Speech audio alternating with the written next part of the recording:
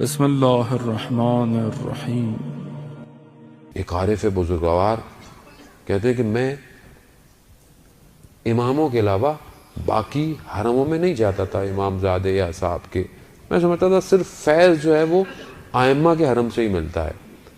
وہ ایک دن کہتا ہے میں مدائن کی طرف، وہ جو کسرا کا وہ جو قلعہ تھا وہاں دیکھنے چلے گئے تو جا کر رکے تو حضرت سلیمان فارسی کی قبر جو تھی وہ قریب میں تھی. اب جب وہاں پہنچ گئے، ہدف وہ نہیں تھا لیکن پہنچ گئے تو چلے 2 رکعت نماز پڑھ لیں. وہ کہتا ہے خود حضرت سلیمان فارسی نے ہمارا استقبال کیا، خود وہ وجود ظاہر ہوا اور ایسا تھا کہ اس میں کوئی بھی نقطہ کسی عیب کا ہمیں نظر نہیں آ رہا تھا، اور وہ وجود اتنا پاک تھا کہ اس نے ہمارے وجود کو ہلا دیا. کیسے نہ ہلاتا؟ سلمان و منا اہل بیت، سلمان ہم اہل بیت میں سے تھا. کہاں پہنچا دیا حضرت سلمان کو کہ آج بھی ان کا وجود دے رہا ہے.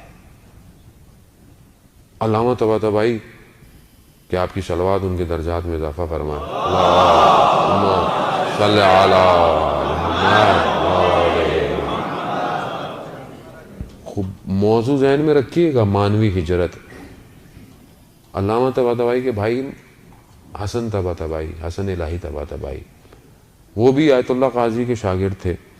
تو انہوں نے شاگرد سے پوچھوایا کہ استاد سے پوچھو کہ یہ جو حضرت سلیمان نبی جو تھے، یہ جو پرواز کرتے تھے اپنی پوری کیبنٹ کو لے کے، یہ مادی تھا یا مانوی تھا؟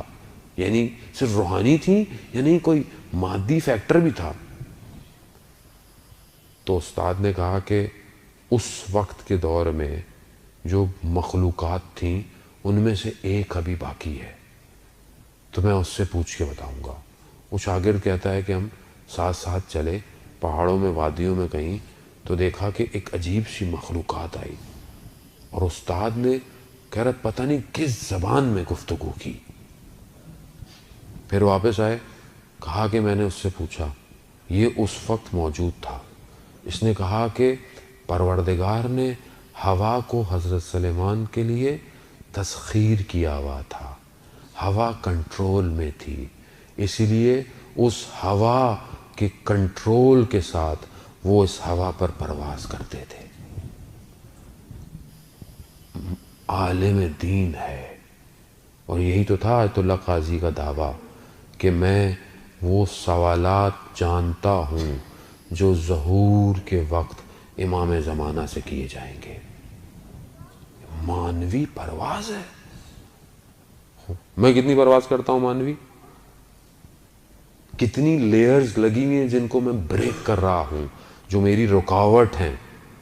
میں خود مسئلہ ہوں عزیزان محترم. اپنے رزق کے لیے میں خود رکاوٹ ہوں، اپنے معاملات کے لیے میں خود رکاوٹ ہوں، اپنی اولاد کی تربیت کے لیے میں خود رکاوٹ ہوں، اپنے گھر میں اخلاق کے لیے خود میں رکاوٹ ہوں. کب میں اپنی صفائی کروں گا؟ کیسے کریں؟ مولانا صاحب نمازیں تو پڑھتے ہیں، روزے بھی رکھتے ہیں، یہ بھی کرتے ہیں، وہ بھی کرتے ہیں، کیا کریں؟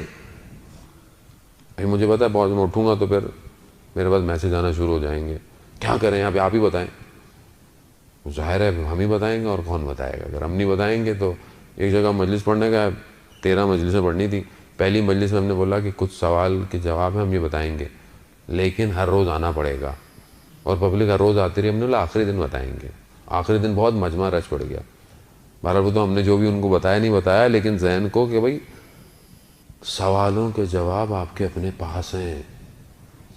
میں آپ کو نہیں بہتر جانتا، آپ خود اپنے آپ کو بہتر جانتے ہیں. آپ بہتر جانتے ہیں آپ کی مشکل کیا ہے. میرا ہدف صرف نشاندہی کرنا ہے.